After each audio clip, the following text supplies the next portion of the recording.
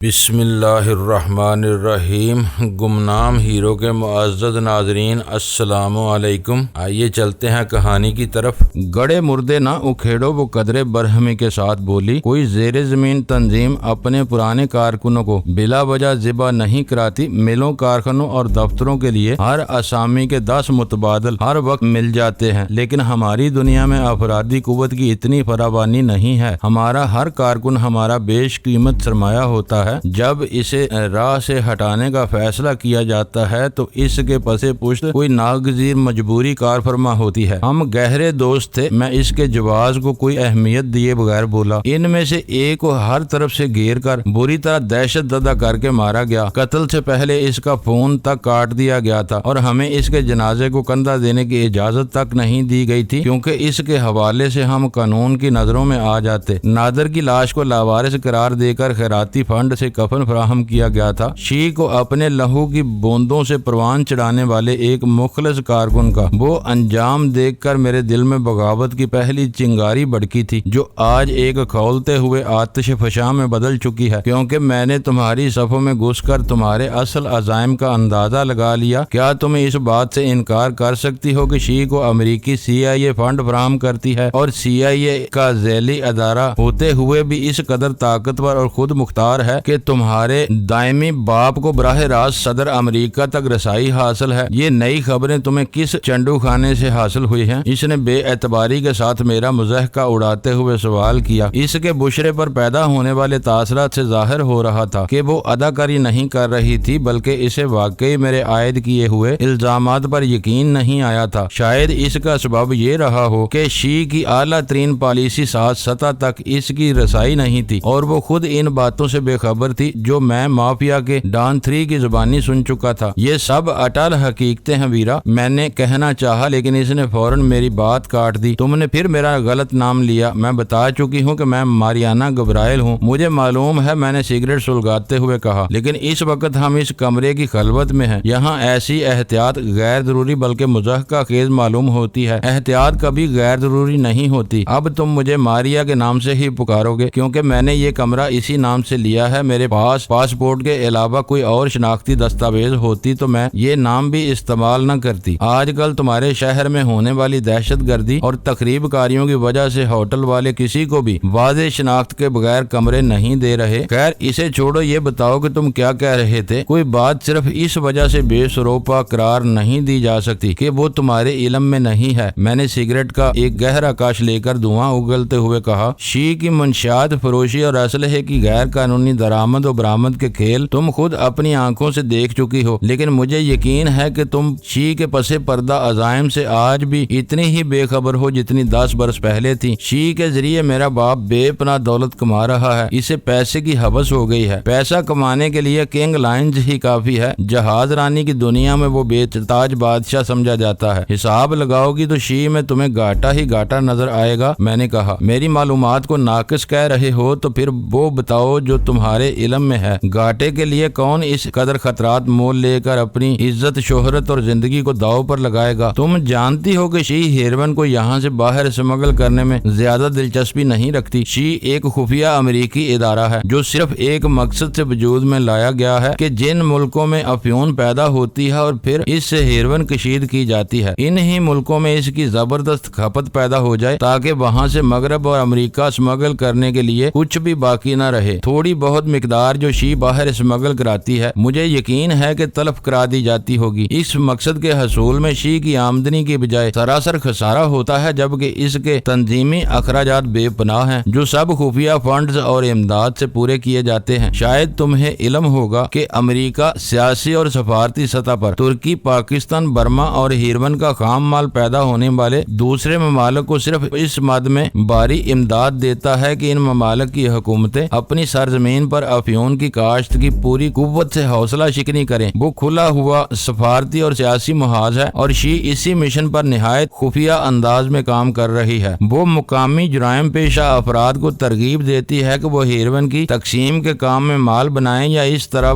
ہر ملک میں سماج دشمنوں کی ایک خوفناک فوج منظم کر رہی ہے۔ پھر اسلحے کی تجارت کس مد میں جاری ہے؟ وہ فوری طور پر میرے دعوے کی تردید کی ہمت نہ کر سکی۔ اسے علم تھا کہ میں ثبوت یا دلیل کے بغیر کوئی کوئی دعویٰ نہیں کرتا تھا، مقامی جرائم پیشہ لوگ بہت تیزی کے ساتھ ہیروئن کی خرید و فروخت کی طرف راغب ہو رہے ہیں۔ اسمگلنگ میں کامیابی تو لاٹری نکلنے کے مترادف ہوتی ہے، لیکن مقامی لین دین بھی کم منافع بخش نہیں ہے۔ اسی وجہ سے ہیروئن ایک ہولناک وبا کی طرح ہر شہر اور قصبے میں پھیلتی جا رہی ہے۔ اسی کے ساتھ ساتھ ہیروئن فروشوں کے خلاف رائے عامہ بھی منظم ہو رہی ہے۔ سماجی اور اخلاقی جرائم کی بھرمار سے تنگ آ کر یہ رائے عامہ ایک خوفناک لہر کی طرح منشیات فروشوں کے خلاف اٹھ سکتی ہے۔ اسے خوفزدہ، خاموش اور بے ضرر رکھنے کے لیے مقامی منشیات فروشوں کو طاقت فراہم کرنا ناگزیر ہے۔ یہ تمام اسلحہ ان مجرموں کے ہی کام آتا ہے۔ ہمارے ملک میں آئے دن یہ لوگ خون کی ہولیاں کھیلتے رہتے ہیں، اور اسی وجہ سے شریف شہری سب کچھ جانتے ہوئے بھی ان کے خلاف زبان کھولنے سے ڈرتے ہیں۔ جو ذرا سی ہمت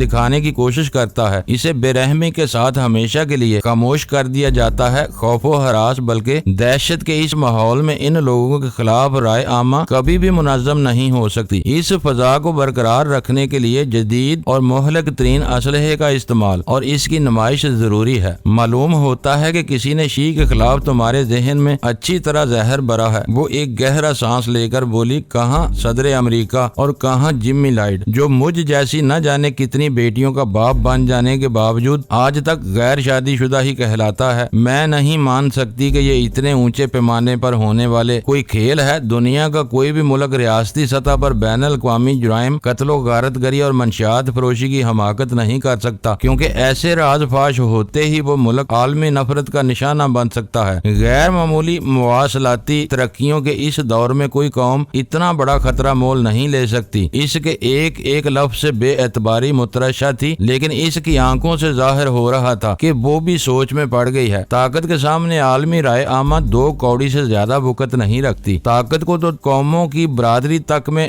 ویٹو کی صورت میں تسلیم کیا جاتا ہے، اور پھر شیعہ کی ذمہ داریوں میں منشیات کا فروغ ہی ایک اضافہ ہے، ورنہ قتل، تشدد، تخریب کاریوں جیسے جرائم امریکی CIA کے فرائض میں شامل ہیں۔ کئی ملکوں میں حکومتوں کا تختہ الٹنے کے بارے میں کھل کر CIA کا نام لیا جاتا ہے۔ کئی سربراہوں کا خون ان کے نامہ اعمال میں درج ہے۔ ہاں، تم یہ ضرور کہہ سکتی ہو کہ کوئی چھوٹا اور کمزور ملک ایسی مہم جوئی کی جسارت کر بیٹھے تو بڑی طاقتیں اس کی اینٹ سے اینٹ بجا کر رکھ دیں گی۔ میرا ایک چھوٹا سا سوال تھا جس کے جواب میں تم نے داستان امیر حمزہ لے بیٹھے۔ اس نے اردو ادب کا وہ مستند حوالہ دے کر مجھے حیران کر دیا۔ میں صرف یہ جاننا چاہتی ہوں کہ تم ایک بڑے منصب اور وسیع تر اختیارات کے ساتھ بھی میں لوٹنا چاہتے ہو یا نہیں؟ لیکن کیوں؟ میں نے اس کی آنکھوں میں دیکھتے ہوئے پرزور انداز میں سوال کیا۔ تم نے یہ غور کرنے کی زحمت کیوں نہیں کی کہ پاکستان میں بری طرح ہزیمت اٹھانے کے باوجود شیعہ یہاں اپنے پنجے کیوں گاڑے رکھنا چاہتی ہے؟ یہاں اپنا وجود باقی رکھنے کے لیے وہ اپنی روایات کے برعکس مجھ جیسے بدترین دشمن سے سمجھوتا کرنے پر تیار ہیں۔ اس کا کوئی تو قابل فہم سبب ہونا چاہیے۔ میرا خیال ہے کہ تم اپنی ذات کو ضرورت سے زیادہ اہمیت دے رہے ہو۔ اس نے اپنے چرمی شولڈر بیگ میں سے ایک بلیک لیبل کی سرب مہر بوتل نکالتے ہوئے سنجیدگی سے کہا، میری اب اپنے باپ سے صلح ہو گئی ہے۔ شیعہ کے کسی مفاد کی بجائے اس نے صرف میری وجہ سے تم کو سمجھوتے کی پیشکش کی ہے۔ وہ اچھی طرح جانتا ہے کہ طویل رفاقت کے بعد اب میں تم کو پسند کرنے لگی ہوں، اسی وجہ سے اس نے مجھے یہاں بھیجا ہے، ورنہ پیغام رسانی کے لیے کوئی اور شخص بھی پاکستان آ سکتا تھا۔ جمی لائیڈ مکار اعظم ہے۔ اس نے ایک تیر سے 2 شکار کھیلنے کی کوشش کی ہے۔ ایک طرف تم اس خوش فہمی میں مبتلا ہو گئی ہو کہ تمہارے باپ نے تمہاری پسند کا لحاظ کیا ہے، اور دوسری طرف اسے امید رہی ہوگی کہ میں تمہارے دام میں تو آ سکتا ہوں مگر کسی اور کے قابو میں نہیں آ سکوں گا۔ بنیادی بات یہ ہے کہ وہ شیعہ کو ہر قیمت پر پاکستان میں پنپتا ہوا دیکھنا چاہتا ہے۔ اس نے گلاس اٹھا کر ریفریجریٹر سے ٹھنڈے پانی کی بوتل بھی نکال لی تھی اور 2 گلاس بنانے میں مشغول ہو چکی تھی۔ اس کے لیے پاکستان اتنا اہم کیسے ہو گیا؟ بیرا نے اپنا گلاس روکے بغیر میری طرف نظریں اٹھا کر سوال کیا۔ افغانستان کی لڑائی نے دونوں طرف کے سرحدی علاقے کی صورتحال پر اثر ڈالا ہے۔ قانون کی دسترس سے باہر علاقوں میں نہ صرف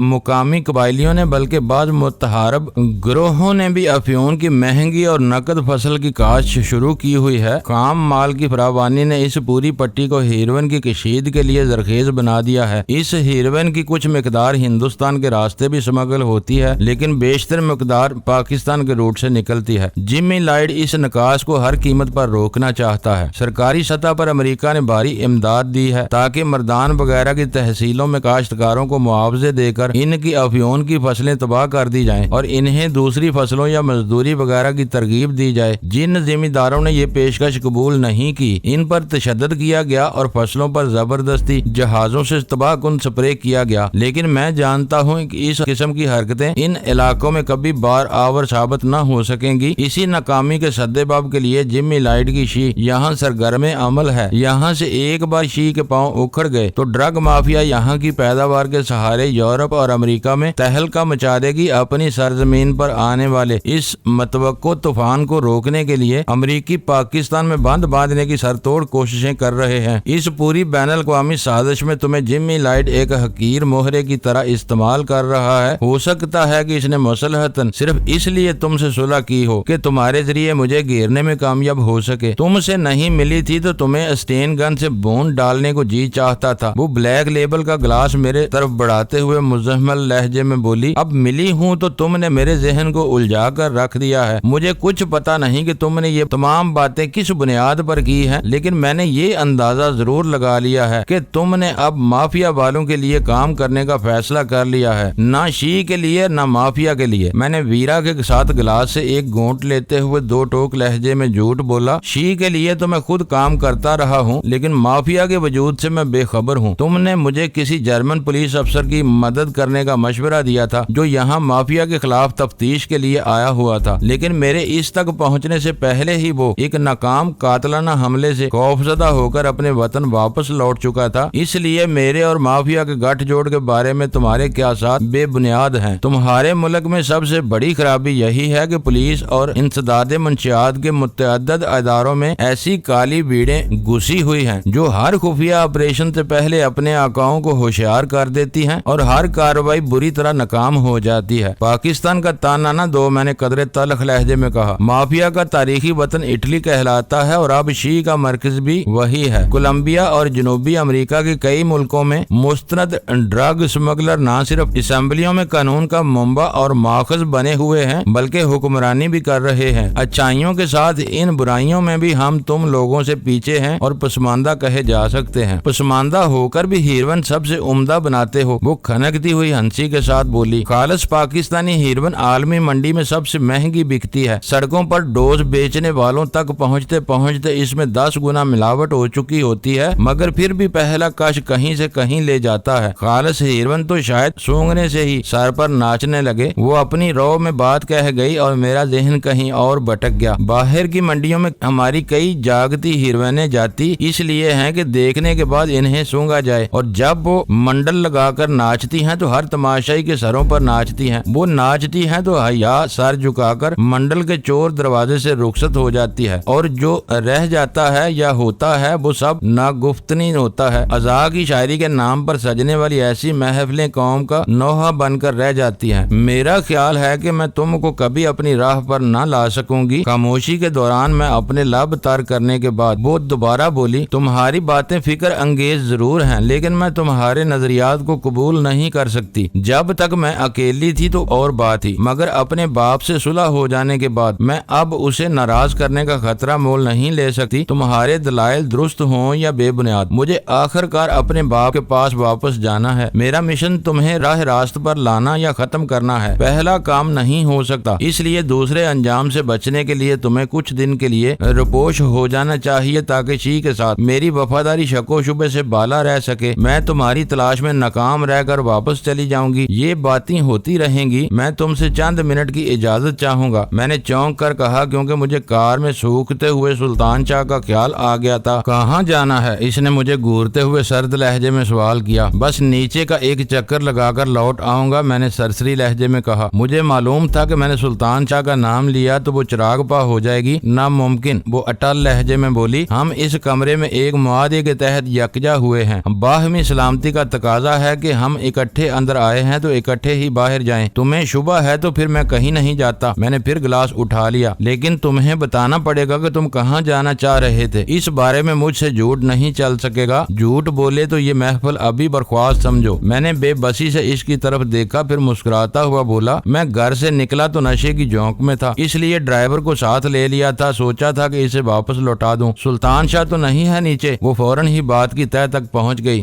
وہی ہے، لیکن میں تمہیں یقین دلاتا ہوں کہ یہ کوئی سازش نہیں ہے۔ میں نے کن آنکھیوں سے اپنی ریسٹ واچ کا جائزہ لیتے ہوئے کہا، مجھے سلطان شاہ کا دیا ہوا وقت یاد تھا۔ اگر میں 1 گھنٹے کی مدت میں اسے اپنی خیریت سے آگاہ نہ کرتا تو وہ واقعی میری تلاش میں ہوٹل میں داخل ہو سکتا تھا۔ وہی ہے تو اسے روانہ کر دو۔ چلو میں بھی تمہارے ساتھ چلتی ہوں۔ وہ اپنے گلاس میں سے 2 لمبے گھونٹ لے کر اٹھ کھڑی ہوئی۔ اتنی عجلت بھی نہیں ہے، کم از کم گلاس تو خالی کر لو، میں نے کہا۔ اسے روانہ کر کے سکون سے پئیں گے۔ میں نے تم کو اکیلے آنے کی تاکید کی تھی، اس شے کی خلاف ورزی کر کے تم نے میری طبیعت بے مزہ کر دی ہے، پھر آؤ اس سے نمٹ ہی لیتے ہیں، میں نے اکتائے ہوئے لہجے میں کہا۔ اسی لمحے ویرا تیزی سے رائٹنگ ٹیبل کی طرف جھپٹی اور میں بکھلا گیا۔ اس کے انداز سے ایسا معلوم ہوا تھا جیسے وہ کسی نادیدہ دشمن کے وار سے بچنے کے لیے ادھر گئی ہو، لیکن وہ میز کے قریب پہنچ کر رک گئی اور میز کی سطح پر دونوں ہاتھ ٹکا کر گلدان میں لگے ہوئے تازہ پھولوں کو گورنے لگی۔ صاف ظاہر تھا کہ اس گلدستے میں اسے دور ہی سے کوئی غیر معمولی چیز نظر آ گئی تھی، ورنہ وہ یوں اضطراری انداز میں ادھر نہ جھپٹتی۔ ادھر آؤ اور یہ دیکھو، اس نے میری طرف متوجہ ہوئے بغیر کہا۔ میں اس کے نزدیک پہنچا تو وہ گلدستے میں سے ایک 2 انچ لمبا اور بمشکل نصف انچ قطر والا سیاہ جالی دار آلہ نکال چکی تھی، جس کے اوپری حصے پر ماند پڑتے ہوئے انگارے جیسی سرخی موجود تھی۔ میں نے وہ آلہ ویرا کی چٹکی سے لے لیا۔ اپنی ظاہری ساخت کے مقابلے میں وہ خاصا وزنی تھا اور یقینی طور پر کوئی حساس لاسلکی مائکرو فون تھا جس کا رابطہ کسی ریسیونگ اپریٹس سے رہا ہوگا۔ ویرا کی اس دریافت کا جائزہ لیتے ہوئے میرے بدن میں سنسنی سرایت کر گئی۔ مائکرو فون کا مدم بلب اس امر کا مظہر تھا کہ وہ آن تھا اور جس کسی نے بھی وہ آلہ ہمارے کمرے میں بھجوایا تھا وہ آس پاس ہی کہیں چھپ کر ہماری گفتگو سنتا رہا تھا۔ آلے کی بیرونی سطح پر کہیں کوئی ایسا سوئچ یا بٹن نہیں تھا جسے دبا کر اسے آف کیا جا سکتا۔ اس دریافت کے بعد ہم دونوں ہی خاموش ہو گئے تھے اور ویرا کے چہرے پر تشویش کے ساتھ ہی بے اعتباری کے سائے لہرانے لگے۔ دوسری طرف میری کیفیت بھی کچھ مختلف نہیں تھی۔ مجھے ڈان 3 سے علم ہو چکا تھا کہ شہر میں کچھ ایسے لوگ بھی موجود تھے جو براہ راست مدر مافیا کو جواب دیتے اور ان کا کام پس پردہ رہ کر میری اور مافیا کے مفادات کی حفاظت کرنا تھا۔ ویرا کے تمام ہواری جہنم واصل ہو چکے ہیں۔ سینڈو وغیرہ سے ایسی جارحانہ جسارت کی توقع ہی نہیں کی جا سکتی تھی، اس لیے لے دے کر مدر مافیا کے آدمی رہ جاتے تھے جو وہ اعلیٰ نسب کرا سکتے تھے، لیکن ان کی پیش بینی کسی طرح بھی قابل فہم نہیں تھی کیونکہ میری اور ویرا کی ملاقات فوری طور پر طے ہوئی تھی۔ ہم کو ہالیڈے ان میں ضرور ملنا تھا، لیکن وہاں کمرہ حاصل کرنے کا فیصلہ ویرا نے اپنے طور پر کیا تھا جس کی کسی کو بھی بنک نہیں مل سکتی تھی۔ اگر مدر مافیا والے میرا تعاقب کر رہے ہوتے تو مجھ سے پہلے ویرا کے کمرے تک نہیں پہنچ سکتے تھے۔ اس کا ایک ہی مطلب تھا کہ وہ ویرا کے پیچھے لگے ہوئے تھے اور اس نے میرے آنے سے قبل جب کمرہ بک کرایا تو انہوں نے کاؤنٹر سے اس کے بارے میں معلومات حاصل کی اور ہمارے اوپر پہنچنے سے قبل کمرے میں اپنا کام پورا کر گئے۔ ایسی صورت میں کوئی امکان تھا کہ وہ آس پاس کے کسی کمرے میں ہماری گفتگو سنتے رہے ہوں۔ میں نے اپنے ذہن میں فوراً ہی ساری گفتگو کا جائزہ لے ڈالا جو نہ شی کی حمایت میں تھی اور نہ مافیا کی مخالفت میں، مگر اس گفتگو سے یہ ضرور ظاہر ہو جاتا تھا کہ میرا ویرا سے رابطہ برقرار تھا، جبکہ مافیا والوں کو میں نے اس بارے میں اندھیرے میں رکھا ہوا تھا۔ ویرا نے وہ آلہ میرے ہاتھ سے واپس لے کر اس کے انگارے کی طرح روشن حصے کے ساتھ کوئی حرکت کی اور پھر تیزی کے ساتھ اسے غسل خانے کے فرش پر ڈال دیا۔ لمحہ برباد ہی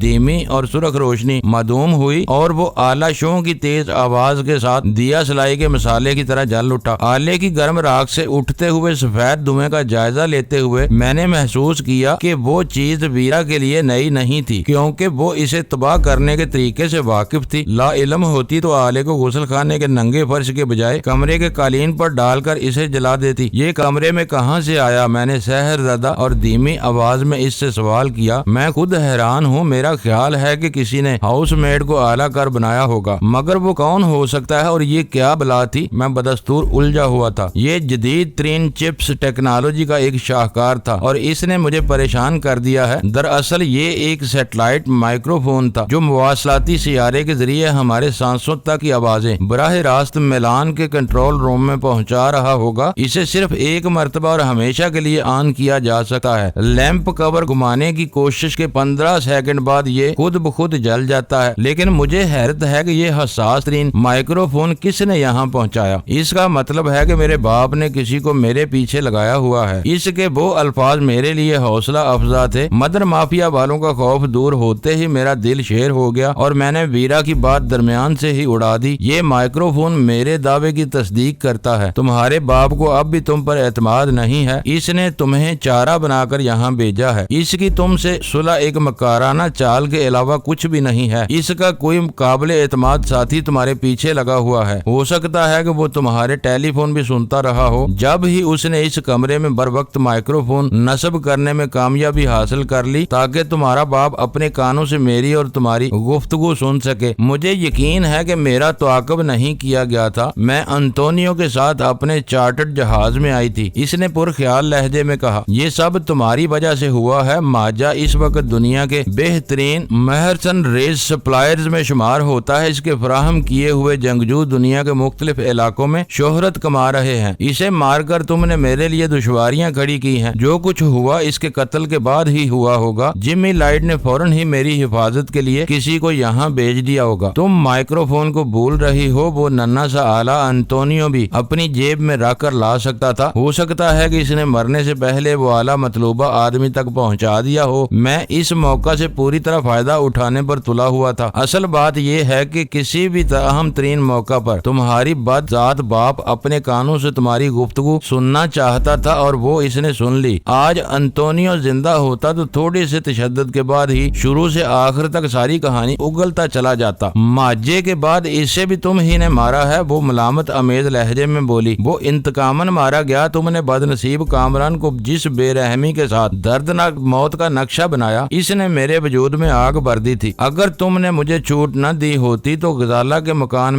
میں نے تمہارے پورے بدن کو گولیوں سے چھلنی کر دیا ہوتا، تو اب اپنا ارمان پورا کر لو، اس نے گلاس خالی کر کے ایک ادا کے ساتھ کہا، ضرور کروں گا لیکن پہلے سلطان شاہ کے بارے میں فیصلہ کر لینے دو، جاؤ اس سے نمٹ آؤ، مائکرو فون کی دریافت نے پوری صورتحال کو بدل کر رکھ دیا ہے، میں بھی یہی سمجھانا چاہ رہا تھا کہ تمہیں اپنے دشمنوں سے اتنا خطرہ نہیں ہے جتنا اپنے نام نہاد دوستوں اور ہمدردوں سے ہے، مجھے تم اپنا دشمن نمبر 1 قرار دیتی ہو، لیکن دیکھنا کہ آج کی رات تم میرے ہاتھوں میں کتنی محفوظ و مامون اور آسودہ رہو گی، میں بہت جلد واپس آ رہا ہوں، اس دوران میں تم نئے گلاس تیار کر لو، ذہن بوجھل ہو جائیں تو غم ہلکے محسوس ہونے لگتے ہیں، وہ تیکھی چتون سے میری طرف دیکھ کر مسکرا دی اور میں اس کے کمرے سے نکل گیا، رات ڈل رہی تھی اور عرصہ دراز سے ہوٹلوں میں ان سرگرمیوں پر پابندی آئی تھی جو اندھیرا پھیلنے کے ساتھ ساتھ شباب پر آتی ہے، نہ میں کھانے رہے تھے نہ مرمری جسموں والے ساکیوں کے ہاتھوں سے زہر پینے والوں کو آزادی تھی، پھر بھی ہوٹل میں رونق تھی، لب تشنا ہو تو نظروں کی پیاس بڑھ جاتی ہے، اس لیے ہر شخص اپنے ہیرو کو فراموش کر کے دوسرے نگینوں کی چکا چوند میں الجھا رہتا ہے، ماحول بہت زیادہ مہذب لیکن نگاہیں بے باکہ نہ تھی، ہوٹل سے نکل کر میں سڑک پر آیا تو ٹیکسیوں کی تعداد میں کمی آ چکی تھی، سلطان شاہ چاہتا تو اپنی گاڑی ہوٹل کے قریب لا سکتا تھا مگر اس کی کار نیم اندھیرے میں وہیں موجود تھی جہاں میں نے اسے چھوڑا تھا، میں دل ہی دل میں اس کی کاہلی پر کڑتا ہوا اس کی کار کی طرف بڑھا تو عقبی شیشے میں سے براہ راست اسٹیئرنگ وہیل نظر آتے ہی میرا دل اچھل کر حلق میں آ گیا، لمحہ بھر بعد میں اپنی کم فہمی پر دل ہی دل میں بنا کر رہ گیا، یہ درست تھا کہ اسٹیئرنگ وہیل اور شیشے کے درمیان ڈرائیور موجود نہیں تھا، لیکن اسی کے ساتھ ڈرائیونگ سیٹ کی پشتگاہ بھی لاپتہ تھی، جس کا مطلب تھا کہ وہ پشتگاہ سیدھی کیے کار ہی میں آرام کر رہا تھا، میں قریب پہنچا تو سلطان شاہ واقعی پشتگاہ گرا کر کار میں سویا ہوا تھا، کار ریڈیو دھیمی آواز میں آن تھا مگر اسٹیشن کے سارے پروگرام ختم ہو جانے کے بعد اسپیکر پر صرف ریڈیائی لہروں کا شور سنائی دے رہا تھا، مجھے گمان گزرا کہ سلطان شاہ گہری نیند سویا ہوا تھا، لیکن جو ہی میں نے اس کے دروازے کے ہینڈل پر ہاتھ رکھا وہ ہڑبڑا کر اٹھ بیٹھا، یوں ہی سوتے رہے تو کوئی خاموشی کے ساتھ تم کو ذبح کر کے چلا جائے گا، میں نے دروازہ کھول کر خوشگوار لہجے میں کہا، نیند آ رہی ہے تو فلیٹ میں جا کر سو جاؤ، خدا کی پناہ، اس کی تحیر زدہ اور غنودہ آواز ابری، تم شاید پھر پیتے رہے ہو، تمہاری سانسوں سے الکوہل کی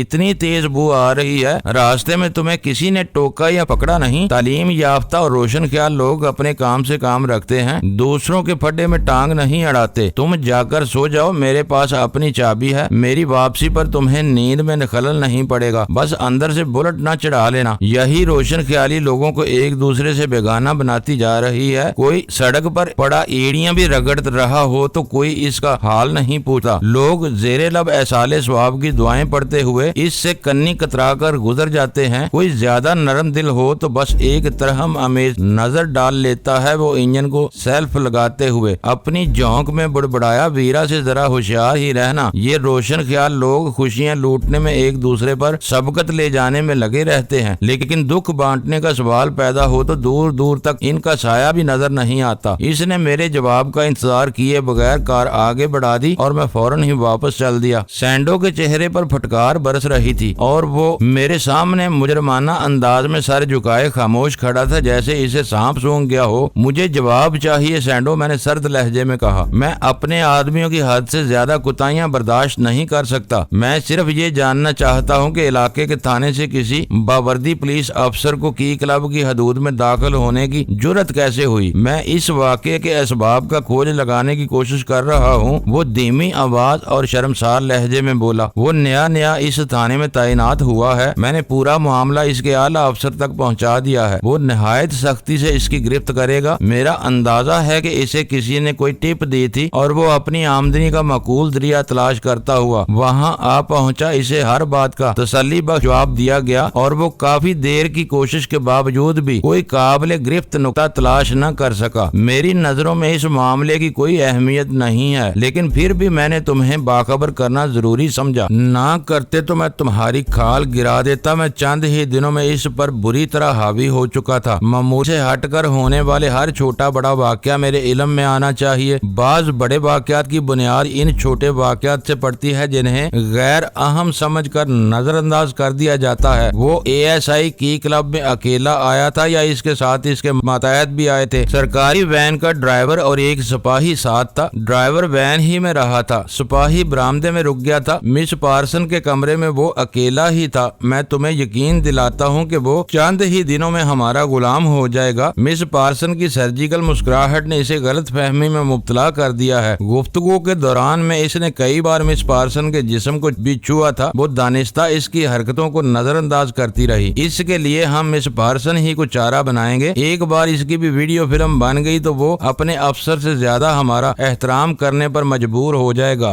मुअज़्ज़ज़ नाज़रीन, लाइक करें, शेयर करें और कमेंट्स बॉक्स में पाक आर्मी जिंदाबाद, पाकिस्तान पाइंदाबाद का नारा ज़रूर दर्ज करके अपने मुल्क पर फ़ख्र करें और पाकिस्तान की बुनियादें मजबूत करने में अपना किरदार अदा करें। वीडियो देखने का शुक्रिया। मुअज़्ज़ज़ नाज़रीन, अपना ख्याल रखिएगा और हमारे चैनल का भी।